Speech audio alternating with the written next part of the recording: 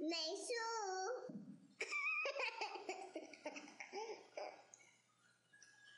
O Allah, benefit me with what you taught me and teach me what will benefit me and provide me with beneficial knowledge. Ameen. Assalamu alaikum wa rahmatullahi wa barakatuhu, and welcome to the first in a series of Arabic tutorials brought to you by Maysoor in conjunction with Madinah Students.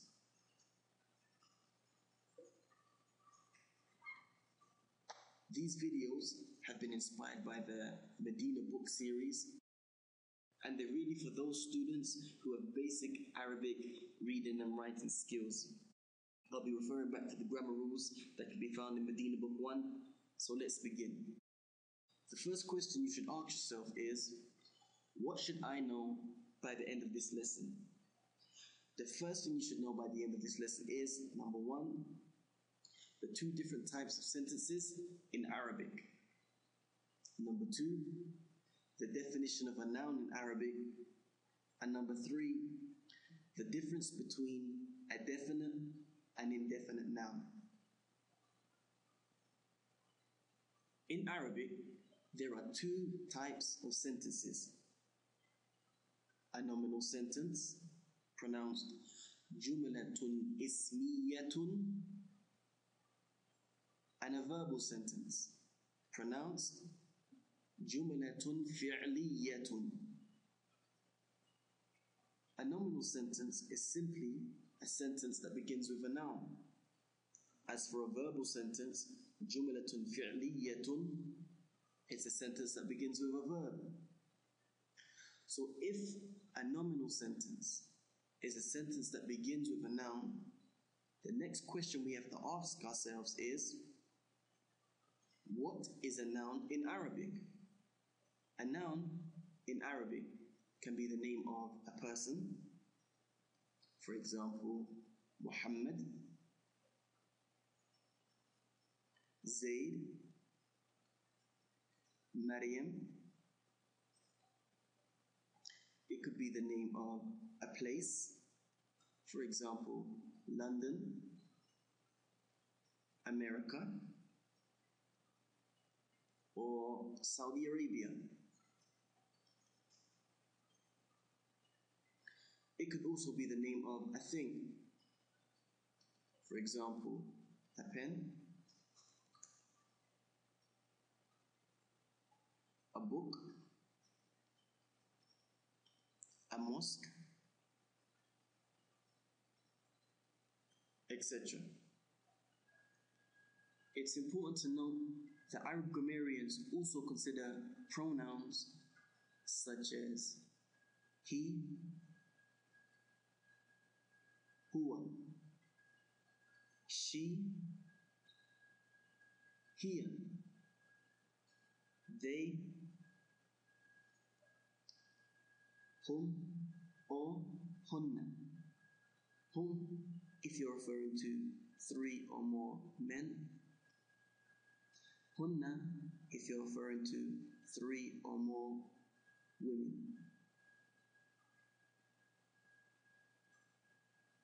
You,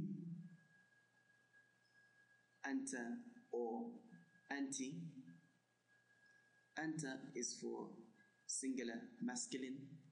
Anti is for singular feminine. We, nahnu, and I, ana, as nouns.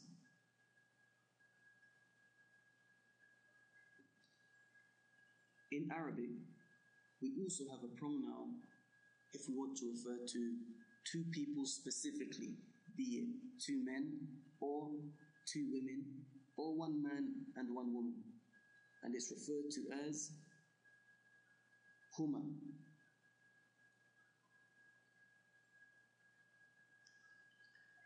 Arab grammarians also consider adjectives such as big, far, ugly, pretty, beautiful, as nouns.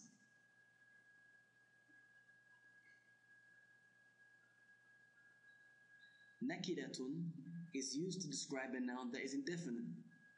For example, if we wanted to say a house,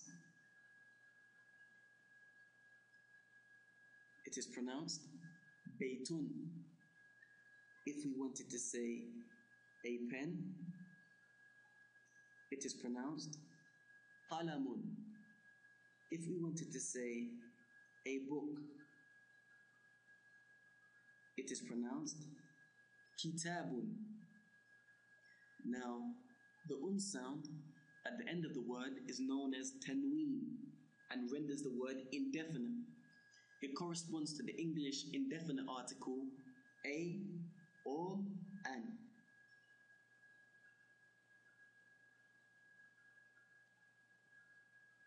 Ma'rifatun is used to describe a noun that is definite. So if we wanted to make any of the previous nouns definite, ma'rifa, we simply add al in front of the noun and remove the tanween, leaving only one dhamma. For example, al plus baytun becomes al-baytu.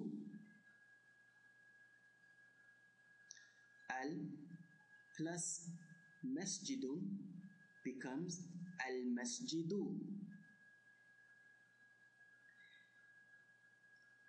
And al plus kitabun becomes al-kitabu. You can see that once al entered upon a noun that was indefinite, nakira, with tanween, the noun then became ma'rifa, definite, and the tanween has been dropped, leaving only one dhamma. Although some masculine names have tanween, they are not nakira, indefinite, but rather they are ma'rifa, definite. For example, we say Muhammadun, but we do not translate this word as a Muhammad.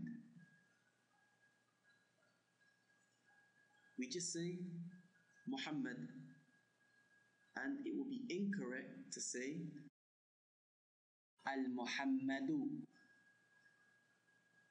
Likewise, we say Zaydun, and it's incorrect to translate this word as a Zayd. We just say Zayd.